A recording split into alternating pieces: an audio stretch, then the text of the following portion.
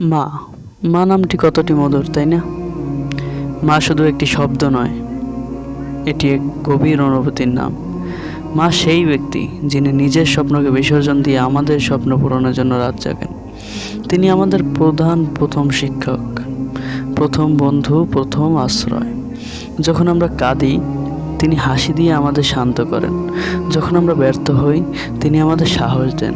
পৃথিবীর সব কিছুর বিনিময়ে আমরা অনেক কিছু পেতে পারি, কিন্তু মায়ের ভালোবাসার মূল্য কোনো কিছুর সঙ্গেই তুলনা করা যায় না।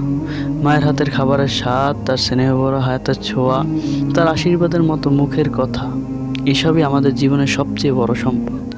তিনি না থাকলে হয়তো আমরা কখনোই জীবনকে এত সহজ আর সুন্দরভাবে গড়ে তুলতে পারতাম না।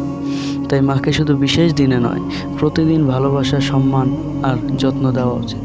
কারণ মাই আশ্রয়, যেখানে আমাদের সব দুঃখ মুছে যায়, সব কষ্ট হারিয়ে যায়, আর আমরা ফিরে পাই এক নির্ভরতার ছায়া।